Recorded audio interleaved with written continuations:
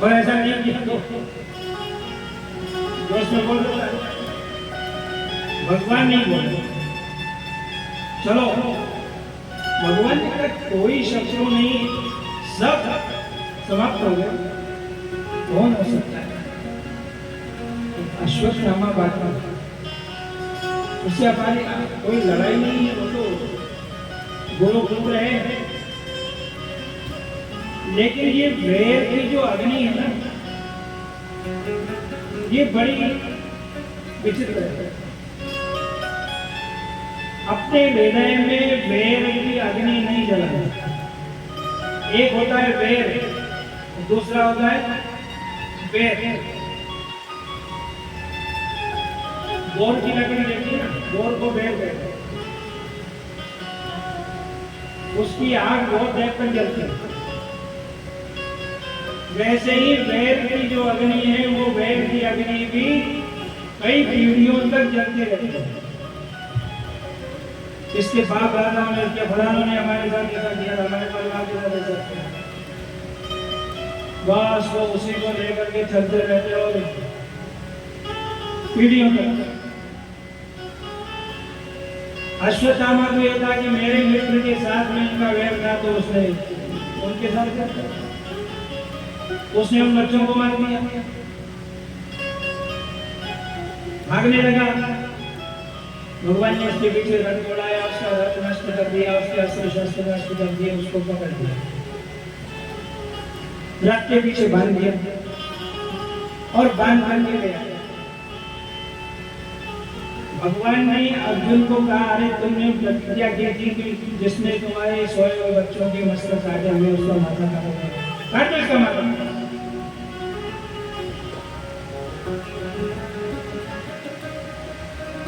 क्योंकि अपने यहाँ नीति कहते हैं, सहसा न विदधीत क्रियाम, जल्दीबाजी में कोई फैसला नहीं करना, जल्दीबाजी में कोई काम नहीं करना, सोच विचार करके ठंडे दिमाग से काम करना।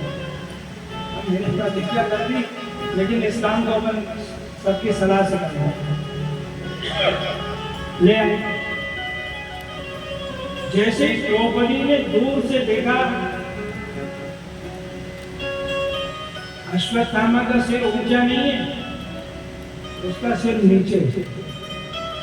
अच्छा काम किया होता तो सिर ऊंचा रहता, लेकिन ऐसा काम किया है जिसके कारण सिर नीचे। द्रौपदी कहती है, मुच्छदा मुच्छदा मेष ब्राह्मणो नितराम गुरु।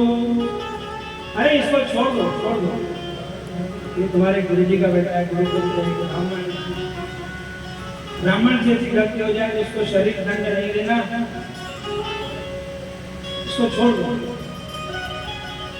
द्रौपदी कह रही है छोड़ दो, जिसके 5 बेटों को इसने मार दिया है उसके लिए कह रही है छोड़ दो।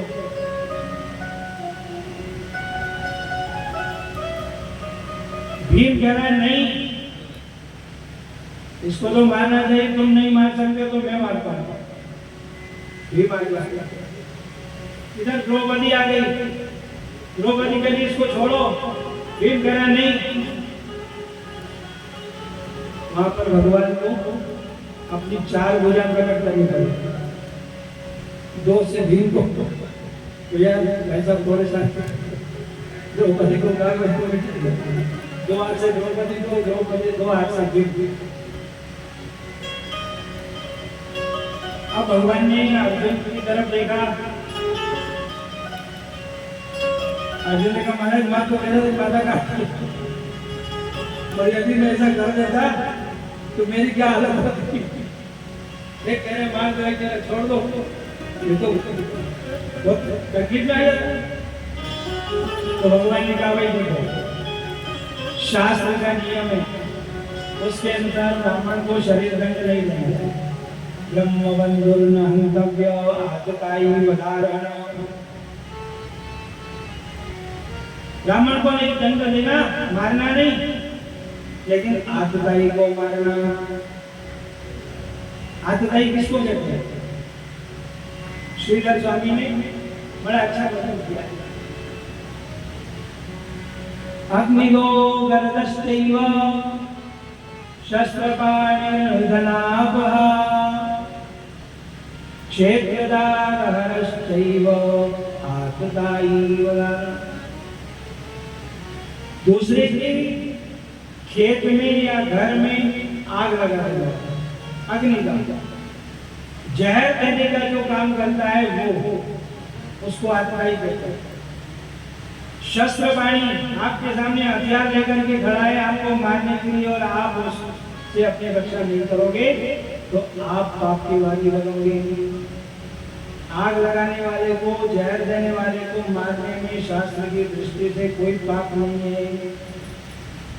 शस्त्र बाणी धना का आपके धन को कोई लूट करके छीन करके ले जा रहा है उसको आप नहीं मारोगे तो आपको पाप होगा। क्षेत्रदार हरश्चैव, जमीन जायदाद हड़पने वाला जो व्यक्ति है उसको मारने में भी शास्त्र की दृष्टि से कोई पाप नहीं है। पत्नी का, स्त्री का हरण करने वाला है उसको भी मारने में कोई दोष नहीं है।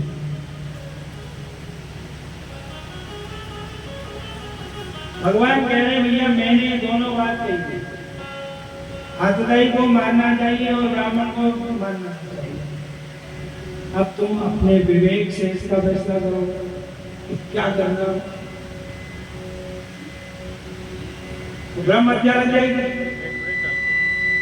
एक चीज दूरी कर जाओगे तो दूसरी समस्या खड़ी हो जाएगी, ब्रह्म हत्या हो जाएगी। इसलिए एक रास्ता है कि भैया ब्राह्मण का जो वध है वो इस प्रकार से होगा कि उसका जो धन है उसका धन ले लो, उसका मुंडन कर लो और उसको अपने राज्य से बांध दो। ये श्री ब्रह्मबंधो वधा, ये ब्राह्मण का वध। असमय में बिना किसी कारण के यदि किसी का मुंडन करा दिया जाए तो अपमान होता है। अपमान की सबसे बड़ी मृत्यु होती है। अरे प्राण निकाल लिया ऐसा नहीं, अपमान जो है वो उसके कारण वो सारी जिंदगी भर आदमी जिंदे रहते हुए मरे हुए समझ लेता है। अपमान किसका होता है? धन ले लो तो उसके माथे में मणि जन्म जाती है, वो मणि उन्होंने निकाल दी, इसलिए उसके वहां से रक्त हमेशा बहता रहता है, हमेशा ही बहता रहता है।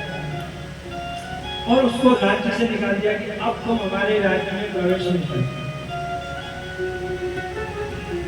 भगवान भी खुश हो गए, द्रौपदी भी खुश हो गई, स्वधामा बच गया और प्रेम की भी इच्छा पूरी हो गई। जब ये कहीं का नहीं रहा, जाएगा माता पे हाथ लगाएगा, खून की धार नीचे निकलती रहेगी, मालूम पड़ता है, सबको मालूम पड़ता है। इस प्रकार से अश्वत्थामा को द्रौपदी ने छुड़ा दिया। और महाराज